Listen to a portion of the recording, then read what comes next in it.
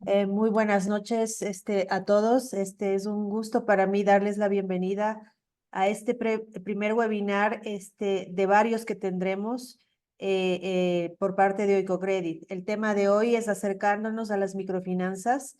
Aquí vamos a tener una sesión introductoria sobre todo lo que es esta industria, los datos generales del sector a nivel mundial, las últimas tendencias. Y vamos a tener un caso específico de Bolivia en Sudamérica, donde nuestra contraparte Sidre nos dará una presentación acerca de lo que ha sido su evolución. Doy paso a David, quien va a dar unas explicaciones técnicas antes de empezar. Gracias. Muy bien, gracias Lorena. Bienvenidos y bienvenidas todas. Para hacer la traducción al francés, tenéis interpretación simultánea al francés y la podéis activar desde el botón que hay abajo de vuestras pantallas a la derecha donde dice interpretación, y ahí seleccionar el idioma francés para las personas que se conecten desde Francia o países francófonos. Para preguntas las recogeremos a través del apartado de Questions and Answers, de preguntas y respuestas. Las pueden escribir allá y las iremos poniendo en una lista para que al final de las presentaciones de los ponentes se las podamos comentar y las puedan ir respondiendo. Y sin más, le devuelvo la palabra a Lorena. Gracias. Gracias, David. Bueno, yo voy a hacer una breve introducción a los dos expositores que tenemos en esta oportunidad.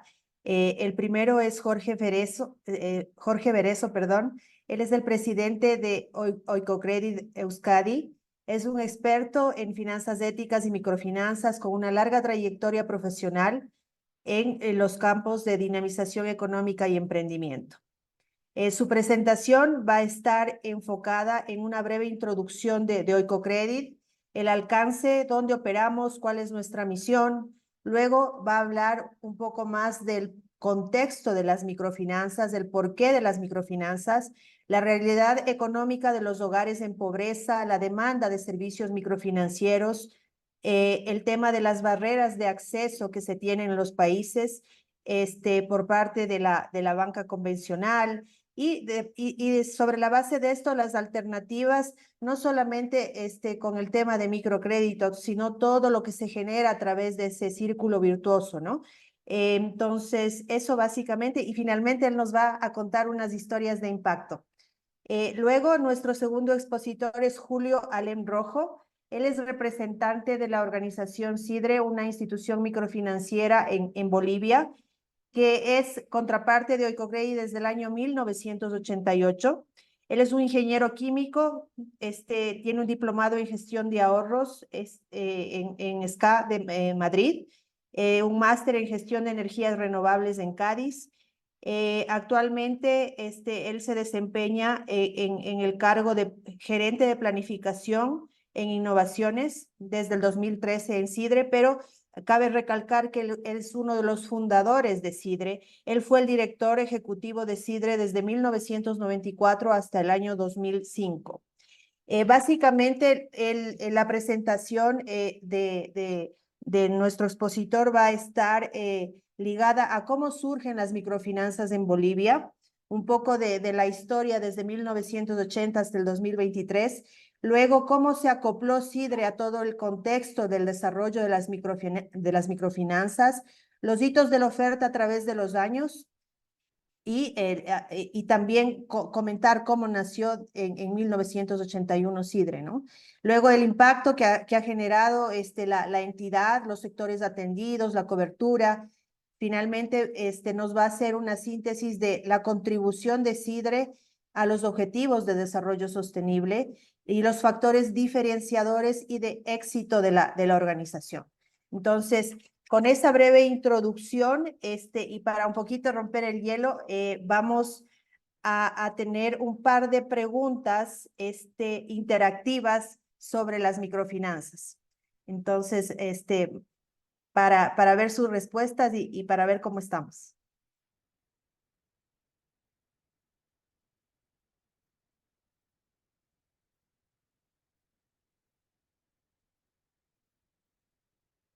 ¿Cuántas personas no bancarizadas hay en el mundo? Tenemos 3 opciones para responder. 100 millones, 450 millones o 1.700 millones.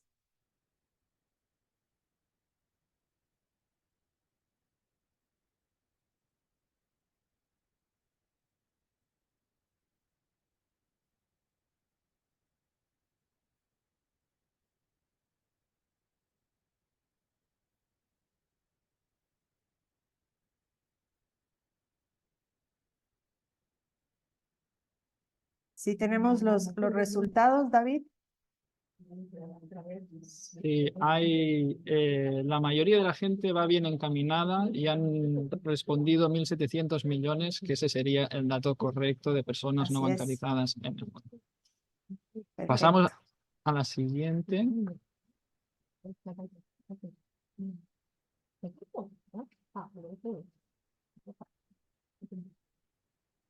¿Cuál es el tamaño el tamaño del sector de las microfinanzas a nivel global? ¿1.000 millones de dólares, 50.000 millones de dólares o más de 150.000 millones de dólares?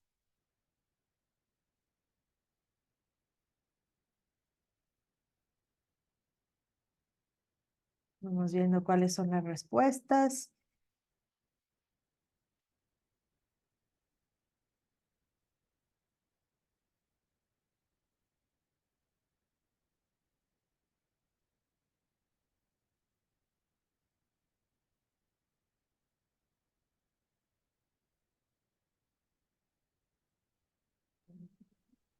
Bueno, aquí tenemos un empate entre 50.000 y más de 150.000. Y según los últimos datos del barómetro de Convergences, estaban en más de 180.000 millones de dólares, de hecho. O sea que la correcta sería la última.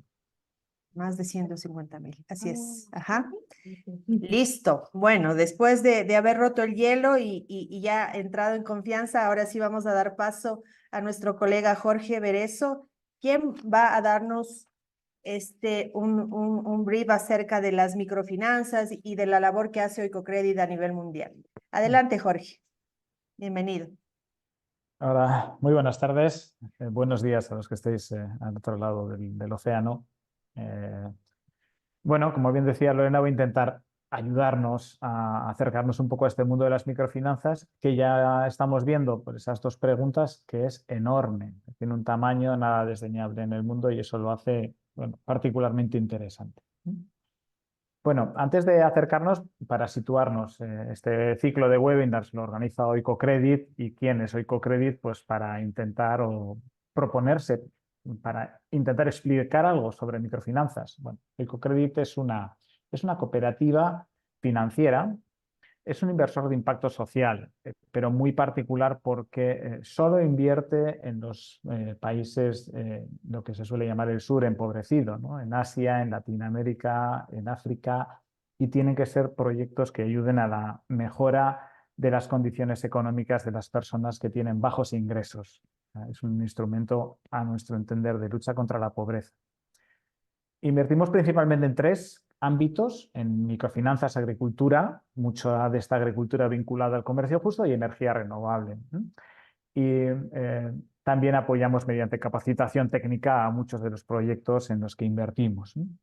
La particularidad de Oicocredit es que, al contrario que la mayoría de los vehículos de inversión en microfinanzas, no está alimentado de fondos de los organismos donantes públicos o de capital invertido por grandes inversores o por inversores institucionales, sino que proviene de los miembros, de las personas físicas, de las pequeñas organizaciones que nos asociamos a Oicocredit, nos convertimos en miembros e inversores de Oicocredit y con ese dinero se conceden los préstamos en el sur.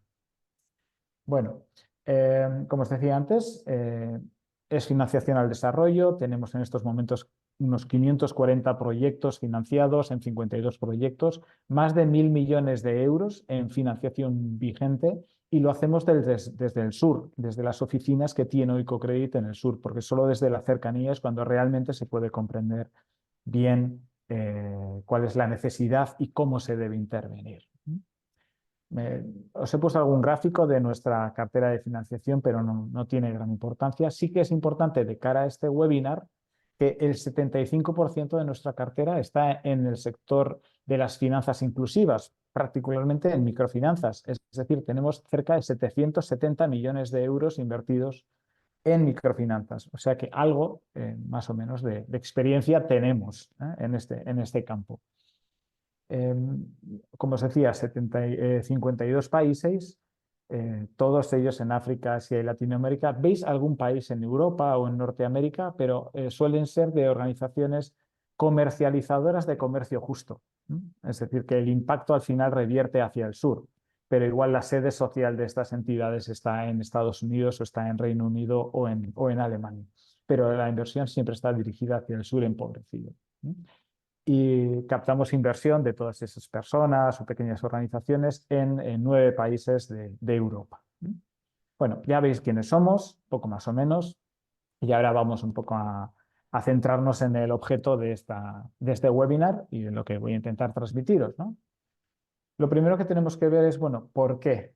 ¿De dónde surgen las microfinanzas? Si hay necesidad, no hay necesidad, ¿por qué ha tenido esta explosión en los últimos años? Bueno, como os decíamos en la pregunta inicial, hay miles de millones de personas que no tienen acceso a servicios financieros. Bueno, los servicios financieros lo que hacen es atender a necesidades de las personas, ¿no? Atender a la fluctuación de nuestros ingresos, a poder rescatar determinadas cantidades cuando tenemos un gasto importante, poder guardar ese dinero durante un tiempo en un lugar seguro, precisamente para ser menos vulnerables a las circunstancias de la vida, ¿no? Y el hecho de no tener acceso a una cuenta corriente, a un pequeño préstamo cuando lo necesitamos, la verdad es que es una dificultad añadida para pues, mantener un bienestar razonable de las personas, ¿no?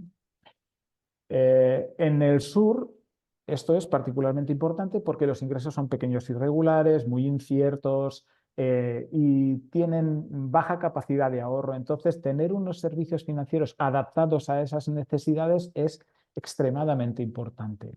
O sea, no digo yo que esto sea lo que les va a sacar de la pobreza o lo que les va a hacer mejorar sus condiciones de vida, porque tienen que darse muchas otras circunstancias, pero los servicios financieros son importantes dentro de ese cóctel, dentro de esas circunstancias que se tienen que dar, ¿no? Y las personas en pobreza, las familias de bajos ingresos, pues necesitan tener acceso a ahorro, porque muchas veces la única opción que tienen es dejarlo debajo del colchón. Y eso es muy incierto y muy vulnerable, ¿no? Necesitan acceder a sumas importantes en diversos momentos de la vida. Pues en África, por ejemplo, el gasto más importante que tiene una familia son los gastos de entierro, ¿no? En muchas comunidades, en muchas culturas. Y a veces no lo tienen. ¿Y cómo pueden demostrar ante la comunidad que son un miembro más de la comunidad, un miembro respetable de la comunidad, si no pueden enterrar con dignidad a sus muertos? Eso para ellos es un choque importante y es una gran suma. Pero habitualmente lo que necesitan es tener dinero para el gasto habitual del día a día y poder acceder a él de una forma fácil y tener medios de pago. Todas estas necesidades, que son las mismas que tenemos nosotros, las personas que vivimos en los países, no sé si bien o mal dicho, más desarrollados, son exactamente las mismas, pero adaptadas a sus circunstancias. David, pasamos. La realidad es que hay muchas dificultades para acceder a esos servicios. La primera es porque no están cerca y además muchas veces a una persona con bajos ingresos, con un nivel cultural a veces bajo, acceder a una sucursal bancaria que está toda llena de mármol, de acero inoxidable, de gente con corbata, le supone una barrera cultural infranqueable. Pero muchas veces es tan sencillo como que están muy lejos. Los bancos están solo en las ciudades o en las grandes ciudades. Segundo es que los productos no están adaptados a estas personas, no permiten cuentas corrientes con un importe pequeño, no tienen microcréditos de pequeño importe que se pueda ajustar a su necesidad, y además es que los costes, los precios a los que le ofrecen los servicios financieros suelen ser muy altos. ¿Y qué alternativas tienen? Pues las que hemos tenido toda la vida: acudir a la familia, a los amigos, a los conocidos para que nos presten dinero. O acudir a los prestamistas, a las casas de empeño, con unas tasas de interés escalofriantes. He oído contar muchas historias de, bueno, pues del 100% semanal o del 50% mensual o incluso el 20% diario de tasa de interés, porque como no tienen otra opción, descargan las tasas de interés bueno, que puede soportar la gente, malamente. Pero hay muchas otras opciones. La primera son los grupos autoorganizados, lo que llaman en India los self-help groups. Son grupos de personas, habitualmente de mujeres, que lo que hacen es prestarse y ahorrar entre ellas. Y esto en India es un grandísimo movimiento porque están federados en una federación que de alguna manera promueve el propio gobierno indio, que se llama NABARD, y alcanza a cientos de millones de personas que satisfacen su necesidad de servicio financiero de esa manera. Es un poco rudimentaria, rígida, que no alcanza para todo, pero es muy útil. Y esto a una escala un poco mayor son los bancos de aldea. Bancos en pequeñas, bueno, se llaman bancos, pero en realidad no están regulados como tal, sino que es una forma autoorganizada en una comunidad pequeña, con 30, 50 familias, 100 familias, pues poder organizar, pues eso, un banco informal entre ellas, ¿no? Y esta es la metodología que ha utilizado Finca, uno de los pioneros en las microfinanzas desde los años 70, para intentar extender estos servicios. Pero si vamos un poco a una forma un poco más institucional, más abierta, para que alcance a más personas, nos encontramos con las cooperativas de ahorro y crédito, que normalmente están dirigidas pues, a un determinado sector poblacional, ¿no? La cooperativa de los policías de una determinada provincia de Nigeria o de Kenia, o de la cooperativa de ahorro y crédito de los cultivadores de mijo en no sé qué zona. Entonces, funciona muy bien, pero está limitada normalmente a un grupo pequeño y muy uniforme. Y entonces, lo que realmente ha conseguido expandir las microfinanzas por todo el mundo son las denominadas instituciones microfinancieras.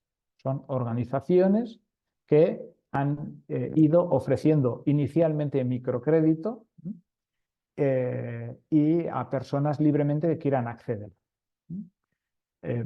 Muchas de ellas surgen como ONGs además no reguladas, y van creciendo, van sofisticándose, van regulándose, y muchas de ellas ya llegan incluso a millones de clientes, están reguladas. Se ha creado en muchos países una reglamentación específica para acoger a las instituciones microfinancieras, y son las que realmente han crecido, han hecho crecer y han hecho llegar los servicios financieros a millones de personas en el mundo. Esos 150.000, perdón, bueno, la cifra que nos daba David antes era más de 150.000 millones de euros manejados por estas instituciones microfinancieras.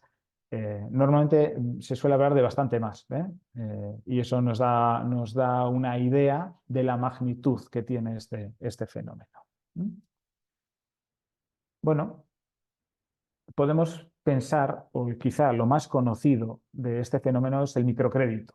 Los microcréditos, que pues, es muy fácil de entender, son créditos de pequeño tamaño, así de sencillo.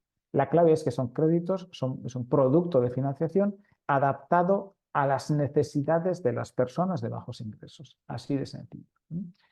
El microcrédito existe en el norte, en el sur, aquí y allá, de 1000 maneras distintas, pero quizá la forma más extendida de practicarlo hoy en el sur, y además como un instrumento de dar servicio a las personas en pobreza, sea pues con las características que podéis ver en la pantalla. Lo primero es pequeños importes. Se suele hablar como una media, es como la mitad de la renta per cápita del país.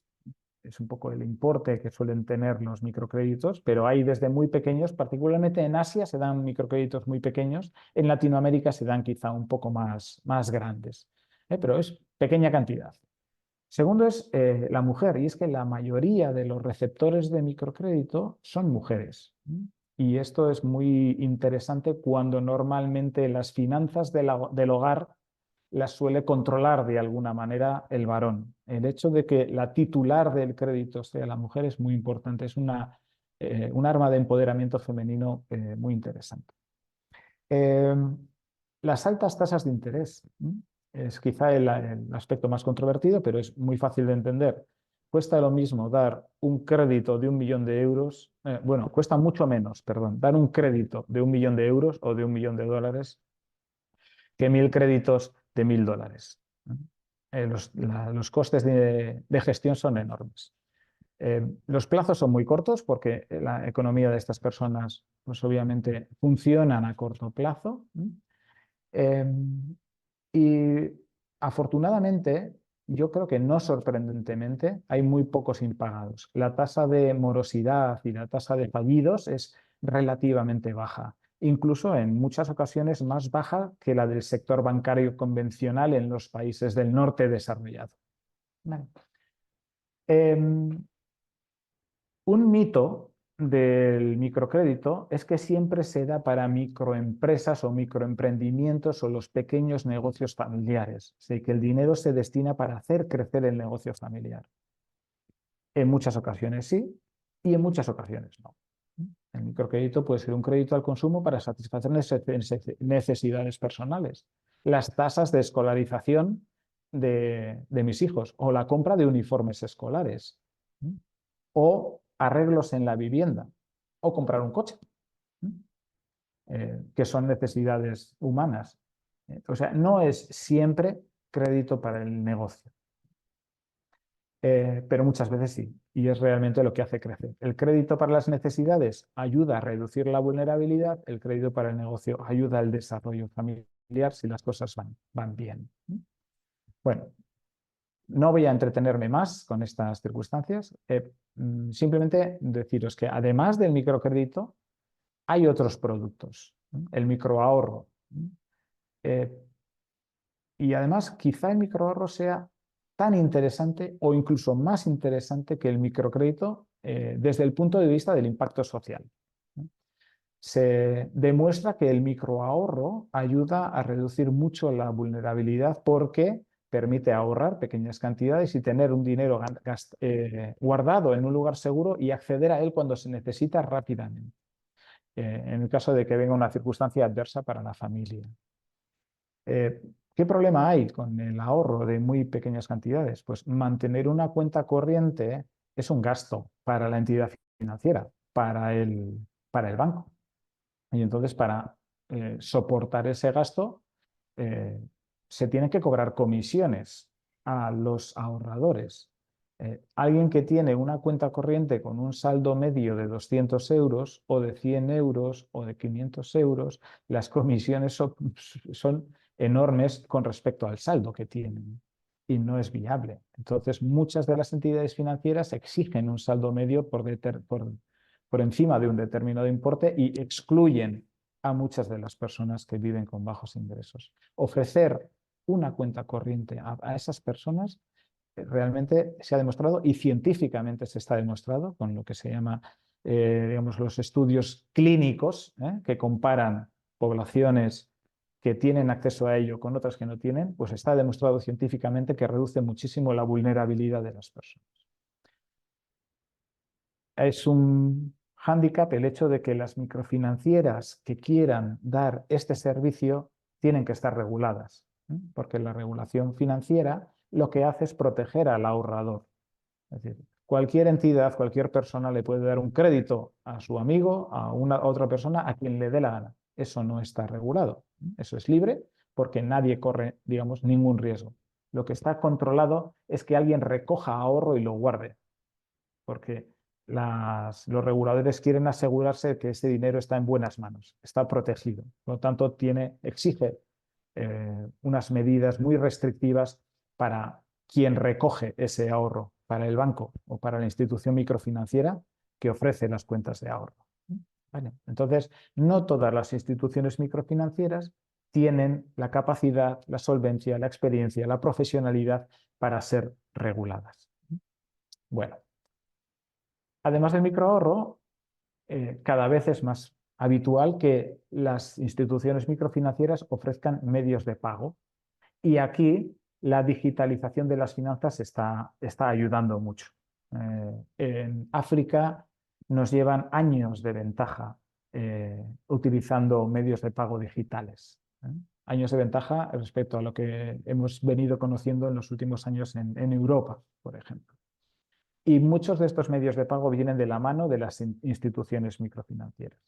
Y por último, el microseguro, es decir, seguros también adaptados a las necesidades, por ejemplo, de un pequeño cultivador que quiera asegurar su cosecha, o seguros de salud en zonas donde el Estado, el gobierno, no llega a proporcionar asistencia sanitaria digna, o seguros de deceso, de muerte, o seguros de cualquier otra naturaleza adaptado a estas personas. Cada vez es más común. Muchas veces se comercializan de la mano de las instituciones microfinancieras, pero ahí todavía hay un gran campo que recorrer en el mundo de los microseguros. Bueno, vamos a ir terminando para dejarle tiempo sobre todo a Julio, que creo que es la persona que es más interesante porque os va a contar una experiencia en primera persona, en un lugar concreto, que tiene mucho más valor que todos estos discursos teóricos hablados, además, en este caso desde España, desde un lugar del norte. Bueno, para quitarle un poco de romanticismo a esto de las microfinanzas, porque muchas veces nos quedamos en la idea de la persona que recibe el microcrédito, que saca adelante a su familia, que puede llevar a sus hijos a la escuela. Bien, eso es una realidad, pero hay otra realidad y es que el microcrédito se ha convertido en una industria madura, grande y sofisticada. En los años 80, a finales de los 70, principios de los 80, cuando empezaban los microcréditos, pues era únicamente microcrédito y además mediante una metodología de préstamo grupal, y se suponía que era solo para el pequeño negocio familiar. Y ahora ya tenemos todos esos productos que os hemos ido contando, y para negocio familiar, para consumo, para necesidades, para cualquier cosa. Antes se hacía microfinanzas a pequeña escala y ahora hay entidades que tienen decenas de millones de clientes. Inicialmente se pensaba que era para ayudar a las personas en pobreza y particularmente en pobreza extrema, pero la realidad nos ha llevado a que hay que cubrir las necesidades de un grupo amplio de las personas en pobreza. Es difícil las de pobreza extrema porque no tienen siquiera los recursos de acceso, pero también tiene que cubrir las necesidades de un grupo amplio, incluyendo a las pymes, que no tienen acceso a financiación de forma fácil en los países donde están. David, por favor. Cuando arrancaron, ya os digo que muchas de ellas eran ONGs que no eran sostenibles, que no, con lo que cargaban de intereses no les llegaba para soportar sus gastos operativos, y hoy en día ya hay una clara búsqueda de la sostenibilidad porque es lo que le da la pervivencia a largo plazo. En algunas circunstancias tiene sentido intervenir con un fondo rotatorio que, bueno, ya sabes que no te van a devolver los préstamos con disciplina, pero tienes que atender una necesidad en una comunidad, en un suburbio.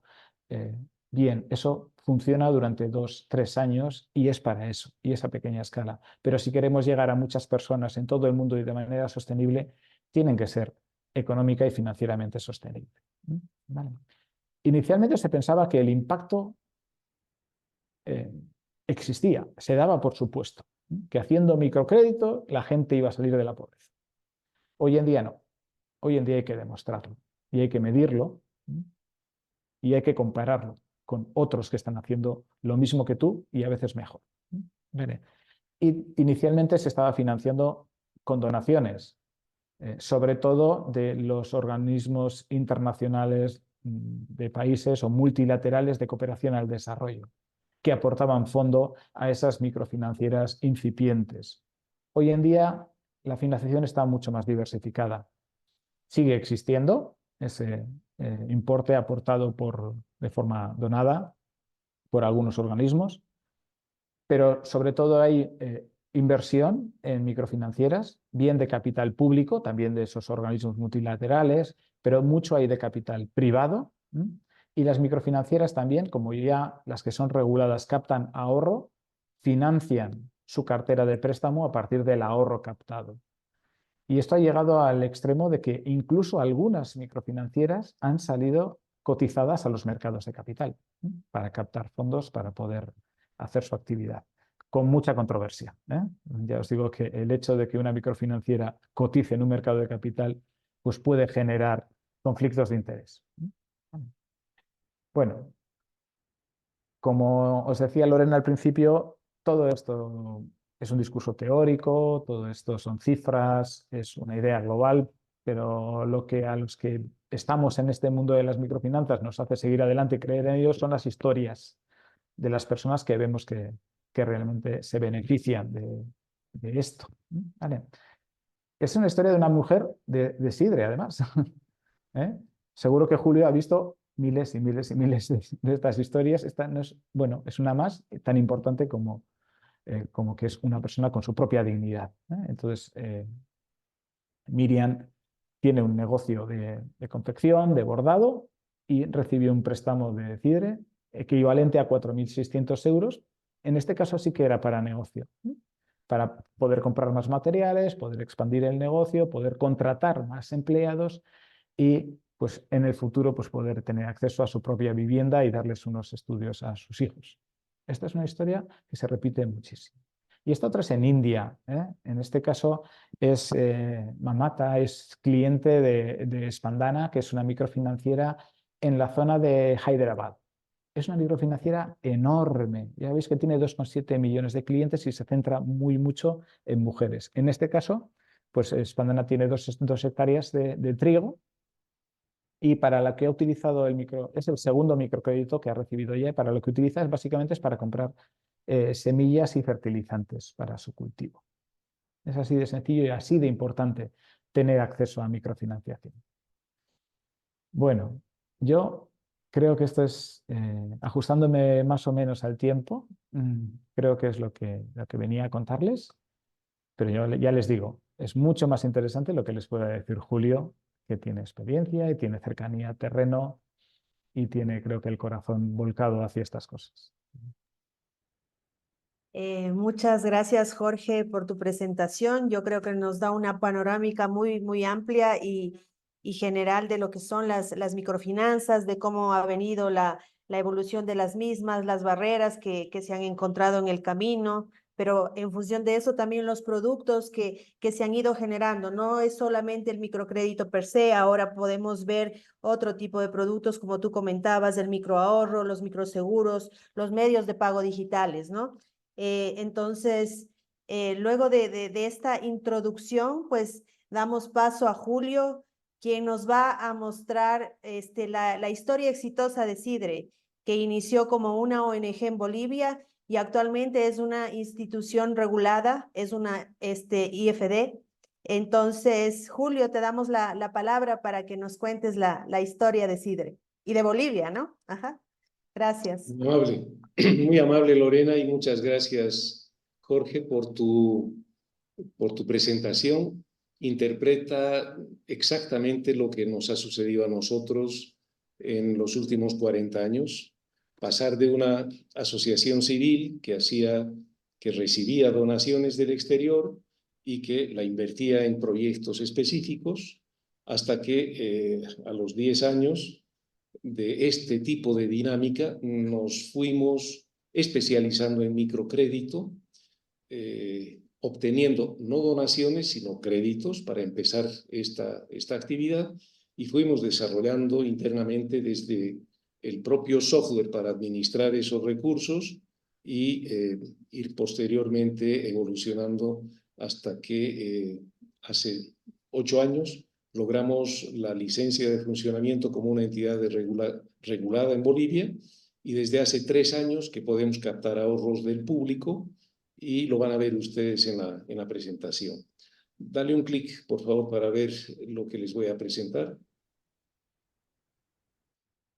En los últimos 40 años les voy a mostrar dónde se iniciaron las microfinanzas, que son aproximadamente hace 35 años. Surgen las microfinanzas después de un periodo muy complejo de implementación de políticas de ajuste estructural, porque el país estaba financieramente quebrado, y posterior a este ajuste estructural que supuso la privatización de todas las empresas públicas, el cierre de los bancos públicos y entrar en un sistema de un modelo muy liberal de mercado abierto, surgen en ese momento las microfinanzas. Entre el 2000 y el 2005 se da la crisis del modelo liberal y surge a partir del 2005 el nuevo gobierno que tiene Bolivia en la actualidad y que ha pasado del liberalismo extremo al autoritarismo extremo que estamos viviendo en el país, con una sobreregulación a todas las actividades privadas, en el caso de las entidades financieras igual, y estamos en los últimos 5 o 6 años empezando a atravesar la crisis del modelo estatal con un altísimo déficit fiscal y comercial y la insostenibilidad de las políticas públicas que nos están provocando realmente serios problemas. Esta es la historia del surgimiento de las microfinanzas ligada a la historia política y económica del país, pero veamos cómo surgen exactamente. En la próxima lámina van a ver ustedes cómo era el sistema bancario hace 35 años, 40 años. Aquí tengo una gráfica que no se ve bien la parte de debajo, donde muestro cómo estaban estratificados los préstamos, y ustedes pueden ver que solamente 2.600 personas retenían más del 60% del crédito en Bolivia. La cantidad de clientes que tenía el sistema financiero en 1990 eran 95.000 personas, que representan nada más que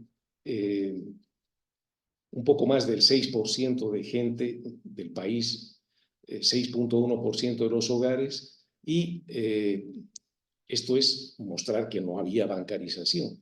Una relación entre la cartera del sistema y el Producto Interno Bruto del país de 30% muestra que el sistema financiero no estaba vinculado a la economía tampoco, y que canalizaban recursos a muy pocas personas en créditos muy grandes, en créditos mayores a $100.000, y la gente que recibía pocos créditos recibían menos del 10% de los recursos, o sea, eran cerca de 80.000, cerca del 80% de la gente recibía el 10% de la torta.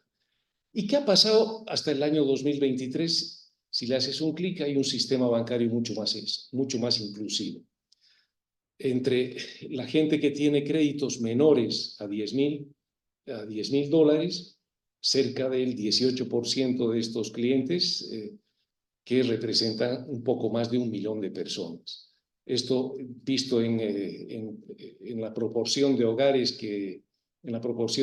del país, y hay un 65% de hogares en Bolivia que tenían créditos en el año 2023. Pero el 1.3% de los clientes del sistema financiero boliviano se lleva casi el 45% de la cartera de créditos, obviamente grandes, las operaciones mayores a $100.000. Esta es una muestra y es una justificación clara para uno de los objetivos que Jorge mencionó. Hay que buscar un sistema bancario más inclusivo, que es lo que persiguen ustedes y que es lo que han perseguido las microfinanzas en el planeta.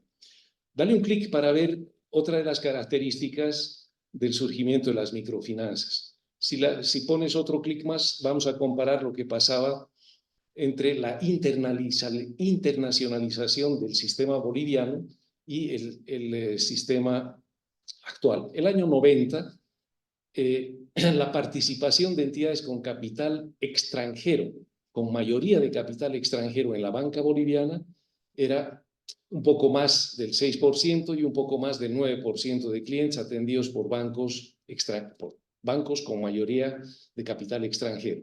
Y en la actualidad, casi el 41% de los clientes atendidos en Bolivia están atendidos por entidades que tienen mayoría del capital extranjero y atienden más o menos asignando el 27% de los recursos a los clientes del país. Entonces, esta penetración del capital extranjero en las finanzas bolivianas y en las microfinanzas en particular es porque de las 4 entidades que están en el segmento de tener mayoría de capital extranjero están dedicadas a microfinanzas, ¿ya? En la lámina siguiente, y si das un clic adicional, vamos a ver la proporción de clientes y de cartera atendida por entidades exclusivamente microfinancieras. El 56% de los clientes, 1.1 millones de personas en Bolivia, sobre 1.900.000, están atendidos por entidades microfinancieras. Y en términos de cartera es el 24% de la cartera que reciben las entidades, reciben esta cantidad de clientes. Si ustedes se fijan, los bancos comerciales siempre han estado a la vanguardia en cartera, pero en clientes prácticamente tienen un poco menos del 30%. Entonces son las entidades microfinancieras las que están viabilizando el acceso a recursos. Como he hecho una evolución de cómo han crecido los clientes en el sistema y la cartera en el sistema, lo que ustedes veían que empezamos el año 1990, prácticamente las microfinancieras no éramos nada, y en la actualidad retenemos una cuota muy importante en términos del número de clientes y en volumen de operaciones. Pero fíjense que debe llamarles también la atención que con el modelo estatista que tenemos en el país, una cuota muy importante lo tienen los bancos públicos, tanto a nivel de clientes como a nivel de cartera. Es más, el banco que tiene mayor participación en el mercado en la actualidad es un banco estatal. Así que esta es una nueva realidad para el país y no sabemos cuál va a ser el devenir de esta situación. Pasemos a ver cómo ha participado nuestra entidad en el desarrollo de las microfinanzas. El año 90, después de que nosotros tuvimos unos 10 años de hacer trabajo de investigación, diseño de proyectos y ejecución de proyectos con capitales no reembolsables, suscribimos el primer contrato de crédito con el Banco Interamericano de Desarrollo para apoyar a la pequeña industria manufacturera, a la micro y pequeña industria manufacturera. Teníamos como limitación dar créditos a gente que tenía máximo 5 personas ocupadas, operaciones no mayores a $5.000, y así empezamos a hacer nuestras experiencias en microfinanzas. El año 95 arrancamos con microcrédito en el sector agropecuario, que fue una respuesta al cierre del Banco Estatal, el Banco Agrícola, y una alianza que desarrollamos con una organización francesa, Terre des Hommes France, para dar créditos exclusivamente dirigidos a fortalecer la seguridad alimentaria del país. En ese momento el país tenía una altísima vulnerabilidad en términos de producción de alimentos, teníamos importaciones muy grandes, como las que tenemos ahora en trigo y en lácteos, y obviamente nosotros diseñamos una serie de productos de crédito para empezar, como mencionó Jorge, con un pequeñísimo fondo rotatorio de 75.000 euros para hacer pequeños créditos para producción de alimentos. Estos recursos vinieron de esta ONG francesa que donaron ese fondo rotatorio a nuestra entidad. Posteriormente, este fondo rotatorio se consolidó en el patrimonio institucional y en la actualidad es parte de lo que recibimos en aquel momento, que no perdimos un solo dólar en esta clase de operaciones. Entre el 2008 y el 2016 empezamos el tortuoso camino de la regulación como institución financiera de desarrollo, preservando la naturaleza de la asociación, que es una asociación civil sin fines lucrativos. Dale un clic, por favor, para ver esta evolución en los últimos 40 años. Las cuatro primeras figuritas nos muestran que Sidre empezó vinculando investigaciones con desarrollo, haciendo inversiones básicamente con carácter no reembolsable, y posteriormente desde el 90-95 nos fuimos especializando en créditos.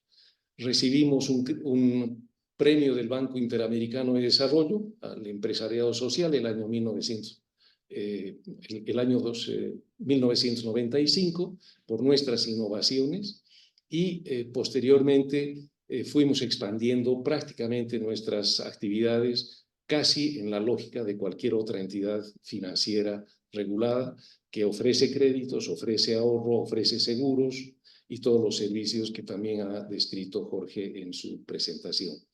Entre las actividades que me interesa destacar con la relación que tiene Sidre con Oikocredit, el año 2017 suscribimos un contrato de obligación subordinada.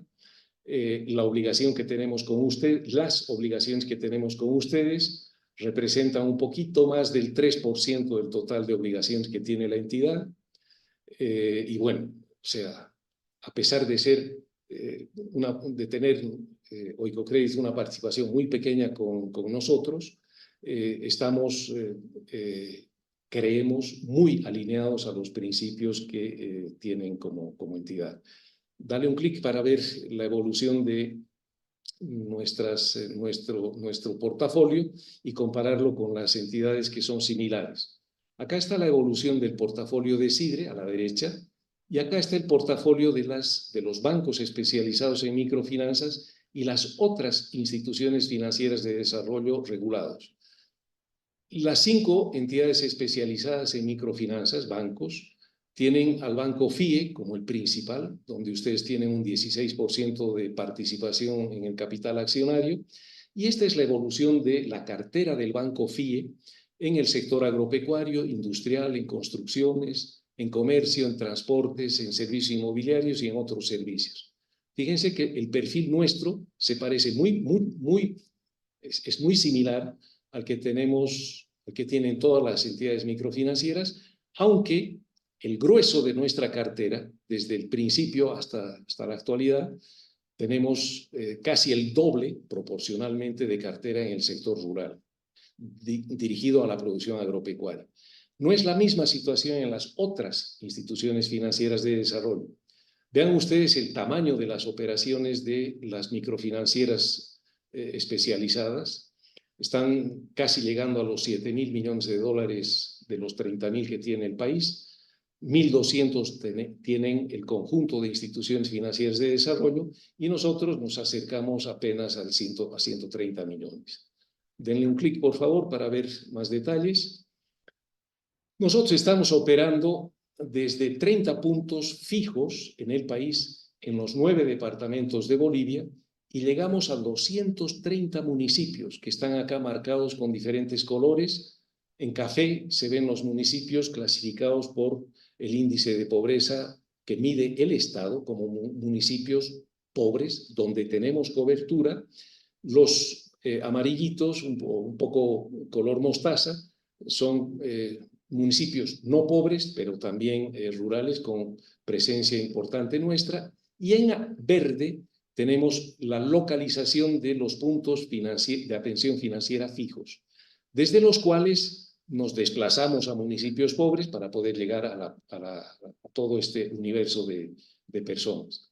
O sea, fíjense que desde 30 puntos de atención fijos atendemos 230 municipios en el país y llegamos a un universo muy chiquitito de gente, pero con un portafolio que es ridículo comparado con lo que ustedes han visto del tamaño de las microfinanzas, aunque históricamente ya hemos colocado en estos 35 años que llevamos de participación en el mercado la módica suma de $1.000 millones. O sea, estamos acercándonos a más o menos el 1 por 1000 de lo que ustedes han visto del tamaño que tiene en la actualidad el mercado microfinanciero. Dale un clic para ver el día a día de nuestra entidad en la cantidad de oficiales de crédito que representan casi el 42% de la gente. Miren, semanalmente, de las 48 horas de trabajo de nuestro personal, ustedes pueden ver que lo grueso está entre la evaluación y el procesamiento de la evaluación de cualquier operación de créditos que recibimos como institución. Están visitando nuestros oficiales de crédito cerca de 8 personas por semana y estamos tardando cerca de 8 horas entre ir a la parcela del cliente o a donde está la actividad económica del cliente en áreas urbanas o en áreas rurales, que es lo que más nos consume de tiempo, y hacer la evaluación, procesarla, justificar que con los ingresos que tiene el cliente van a poder repagar la obligación que contrate. Tenemos que hacer promoción, registrar clientes, solicitantes, codeudores, garantes, ahorristas, tramitarles todo lo que supone hacer un desembolso y abrirles una cuenta de ahorro para habilitarlos como clientes institucionales. En la página siguiente les muestro lo penoso que es para la gerencia de administración y finanzas reportarle al órgano regulador todo lo que hacemos. El órgano regulador tiene reportes diarios, semanales, mensuales, trimestrales, semestrales y anuales. Son 140 reportes al año que tenemos que presentar al órgano regulador y la mayor carga de trabajo está en la gerencia de administración y finanzas, que tiene aproximadamente el 12% del personal de la entidad. Aquí están el montonón de reportes que tiene a su cargo la gerencia de administración y lamentablemente estamos encasillados a cumplir con reportes con el órgano regulador como la mayor dedicación del tiempo y el estrés de nuestra gente. Dale un clic, por favor, para salir, porque además de hacer reportes para el órgano regulador, de acuerdo a lo que es la estructura de fondeo de nuestra entidad y de cómo ha evolucionado la estructura de fondeo, pueden ver ustedes que desde la regulación de nuestra entidad, que es el 2016, nosotros teníamos el grueso de nuestro financiamiento proveniente de entidades financieras del exterior. Teníamos que justificar con todos los requisitos que ustedes u otras entidades nos solicitaban, teníamos que armar los dossiers que requieren ustedes con toda la información que normalmente nos solicitan, y esto se ha reducido en la actualidad a no más de un 15%. O sea, este es el principal cambio que hemos tenido. De aproximadamente un 45% de dinero que obteníamos de entidades financieras de fuera, tenemos en la actualidad más o menos un 10%. ¿Y cómo lo hemos reemplazado? Miren, con pagarés bursátiles, con créditos de otras entidades financieras nacionales y con créditos de las entidades financieras de segundo piso que operan en el mercado nacional. Comparado con la estructura de fondeo de los bancos especializados en microfinanzas, lo grueso viene de obligaciones con el público. Y nosotros llevamos solamente 3 años captando dinero del público. Si le dan un clic para atrás, por favor, les voy a mostrar antes, por favor. Esta partecita de arriba son las obligaciones que tenemos con el público. Aproximadamente el 10% de nuestras obligaciones vienen con el público, con las connotaciones que Jorge les mencionó: alto costo, tenemos cerca de 10.000 clientes con 10 millones de dólares captados, o sea, son un poquitito más de $1.000 o 1.000 euros que estamos captando del público. Y comparado con lo que son las entidades, los bancos especializados en microfinanzas, lo grueso viene de las obligaciones del público, y esta parte, que empieza a ser importante el año pasado, viene de obligaciones con entidades fiscales o entidades públicas, que son las que en la actualidad administran el ahorro previsional y que están invirtiendo en entidades microfinancieras como estas. En nuestro caso, lamentablemente, no están invirtiendo con nosotros porque el nivel de calificación de riesgo no les permite operar con instituciones como SIGRE. Bien, miren, entremos a ver un poco el impacto y cómo monitoreamos el impacto de nuestras operaciones. Hemos hecho una selección de cerca de 10 de los 12, de los 17 ODS. Denle un clic para avanzar. ¿Cómo estamos contribuyendo al objetivo de desarrollo del milenio de reducir la pobreza?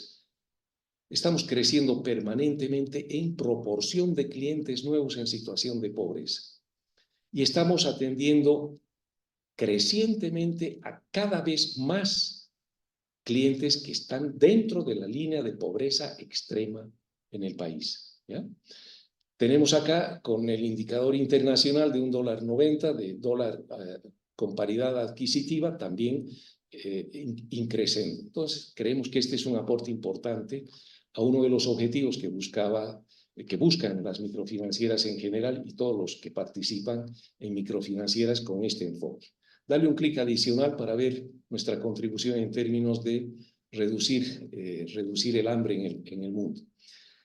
Nuestra cartera en el sector de producción de alimentos es históricamente un 40%. Y producción de alimentos, pero además invertir en capital de inversión que te permita producir cada vez mejor los alimentos, hemos empezado a financiar no solo capital de operaciones, sino, fíjense, estamos llegando casi al 80% del crédito dado a los clientes en el sector agropecuario para inversiones en capital, cosa de que tengan mejor nivel de productividad y que produzcan mejor los alimentos. Dale otro clic para ver, en términos de igualdad de género, cuáles eran las motivaciones de las microfinancieras. Titulares de crédito mujeres de la entidad, aprox 40%, 39% históricamente. Y operaciones en las que hombre y mujer coparticipan, cerca del 80%, son 78%, donde hombres y mujeres son deudores y o codeudoras, ¿no?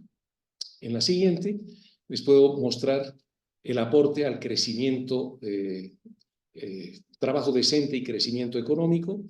Estamos con una altísima proporción de nuestra cartera destinada a sectores productivos, cosa que redunda en malos ingresos financieros porque la tasa de interés para estos sectores es del 11.5%, fija, límite, y si comparamos, por ejemplo, con la tasa de fondeo que tenemos, con ustedes que varía entre 6 y el 8.3%, el margen que tenemos nosotros para atender al sector productivo es limitadísimo.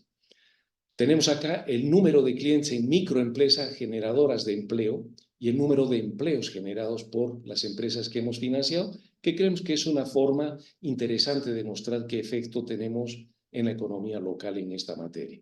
Si sigues, en la siguiente les puedo mostrar cómo estamos contribuyendo en términos de nuestra cartera destinada al sector de la industria manufacturera, que estamos subiendo hasta cerca de un 10%, y el capital de inversión está entre el 80 y el 90% históricamente. Estamos facilitando activos para que estas microempresas peleen con la industria china, peleen con la industria que viene de lugares más competitivos.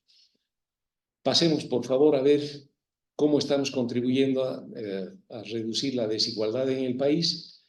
Es focalizándonos en la microempresa. No estamos haciendo lo que ya hace el Banco FIE, que es cliente de ustedes, que ya da un salto para atender a empresas más grandes. para nosotros, para la atención a la microempresa, que es gente que tiene un nivel de patrimonio menor, nivel de patrimonio, nivel de ventas y nivel de empleos en la empresa. Es una mezcla, es un mix de esos tres indicadores. Nosotros estamos por encima del 95%. No hemos cambiado de nicho. Hay otras microfinancieras que sí ya han cambiado de nicho y nosotros nos vamos a mantener así, a pesar de que eso lleva mayores costos, ¿no? Y la proporción de cartera destinada al área rural, que está bordeando el 60%, ¿no? Tenemos algunas cosas adicionales en términos de acciones por el clima. He visto que ustedes tienen una de las líneas de inversión en energías renovables. Nosotros tenemos una pequeñita proporción de cartera en energías renovables. Y obviamente me llama la atención en qué condiciones financian ustedes inversiones en energías renovables. Bolivia quema gas natural, cerca del 70% de su energía eléctrica proviene de energía quemada de gas y el 30% viene de microcentrales hidroeléctricas, medianas centrales hidroeléctricas, solar y eólica. Pero el 30%, si nosotros tenemos cerca de $500,000 prestados en energías renovables, me encantaría poder, por ejemplo, en esta materia, tener también una sinergia con ustedes para contribuir a reducir gas efecto invernadero, porque toda la energía que se genera en Bolivia con fuentes renovables desplaza a la generación termoeléctrica. Pero, adicionalmente, como impacto en acción por el clima, ante la altísima variabilidad climática, hemos empezado el año pasado, hace un año, con un crédito del Banco Interamericano de Desarrollo y un fideicomiso del Banco Público, a aprobar operaciones que lleven a nuestros clientes del sector agropecuario a invertir en uso razonable, uso racional del agua con sistemas de riego tecnificados. Hemos hecho inversiones pequeñitas, pero sí ya tenemos un portafolio interesante acá que alcanza al 7% de nuestros clientes. Y como Jorge también mencionaba, estamos vinculando esta acción por el clima con tareas de sensibilización y de asistencia técnica para poder apoyar con mayor éxito el riego tecnificado. Eso es, queridos amigos, en la lámina final les hago una reseña de los factores diferenciadores del éxito de la entidad. Empezamos por acá, por la innovación tecnológica, un laboratorio de ideas para el desarrollo, que es lo que hemos ido experimentando en la institución, buscar impacto en la financiación que realizamos a nuestros clientes, servicios inclusivos para el desarrollo local, y estamos tratando de ampliar la estructura de capital de nuestra entidad con todo este enfoque. Creemos que en esto descansa el éxito de nuestra entidad. Creemos haberlo hecho bastante bien en los 35 años que operamos y quedo a disposición de ustedes para cualquier aclaración.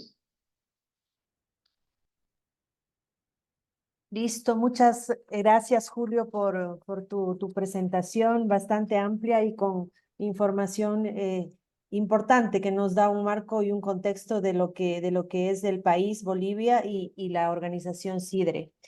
Bueno, creo que no tenemos preguntas, me parece, entonces yo daría paso al cierre del webinar y bueno, destacar entre lo más importante, ¿no? Bolivia yo creo que es un referente del éxito de las microfinanzas en el mundo y dentro de los factores que se podrían destacar está el tema de que las instituciones privadas como SIDRE, por ejemplo, han encarado muy seriamente la tarea de llevar la industria, las microfinanzas, las cuales actualmente son totalmente autosostenibles y operan en franca competencia y en condiciones de mercado.